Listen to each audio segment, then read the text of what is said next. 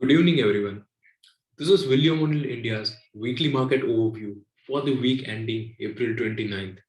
I am Rushit Sechpal, equity analyst at William O'Neill India. So this week again, Nifty traded in a narrow range but was very volatile. Though the range was very small, but the volatility was very high. Yes, that's how the week went, all the 5 days. So if you can see the Monday session, Nifty breached 17,000. Then again, Tuesday, it was something like a great day for the market. The Wednesday was a fall again. Yesterday was a very good day. In fact, today, the first half was excellent, right? Nifty was, going closer to 17,400, which was the level I think a lot of participants were looking for. But it was not able to hold the gains, and it staged a downside reversal, breached its 50 and 200 DMA, and also added a distribution day. So that's the problem. So currently, the distribution day count has increased to 7, and this is something we at William O'Neill don't like. So the distribution day count is high, and we are in a process to change the market to a downtrend. But what we are looking for is a level breach. Distribution day 7 हो गया है, but अभी भी Nifty 17,000 के ऊपर बंदा है, and you can say the bottom range of this small consolidation somewhere around 16,820. So that's the level you can look for now on the downside. On the higher side, 17,400 is very crucial to look for. But you should be very careful with the high distribution day.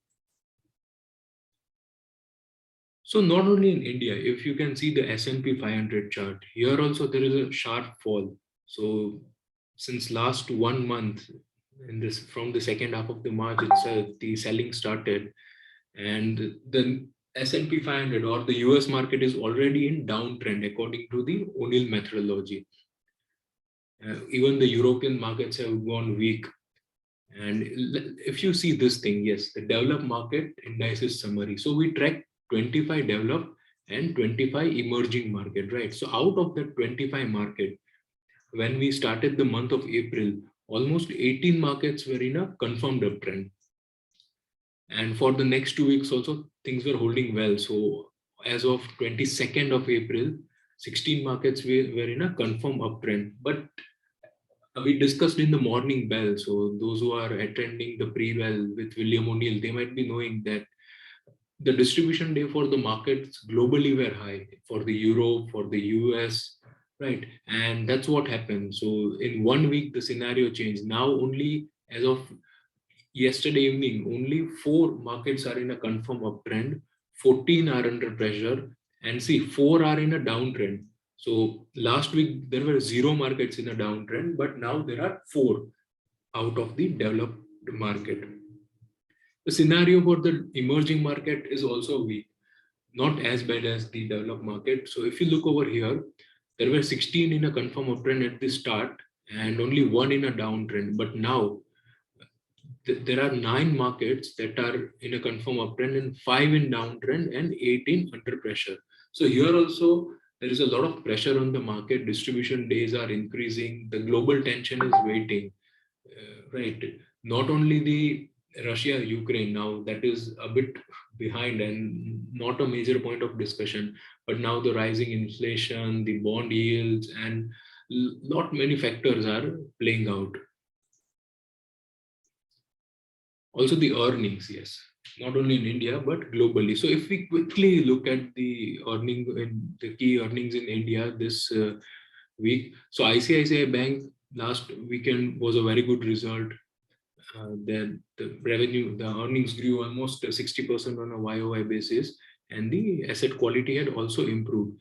If you look at the macro tech developers, so what's interesting in this, it will be very good if you guys can go to BSC site and check out the earnings, the presentation of macro tech developers. I think they have given a very good detail of how the raw material cost is impacting. कि cement का भाव इतना बढ़ गया है, steel का भाव बढ़ गया है, तो जो ongoing projects है that are in a much trouble. So you can look those things over there. United Breweries was a good result. Bajaj Finance was a okay one. Indian Hotel came up with a very good numbers. Outlook भी अच्छा है.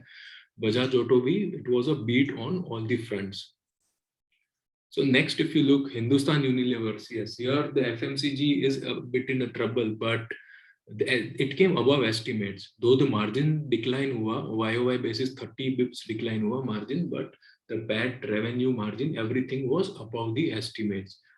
The HDFC Life result was good. The management commentary was fine. The best one among the pack was the KPIT Tech.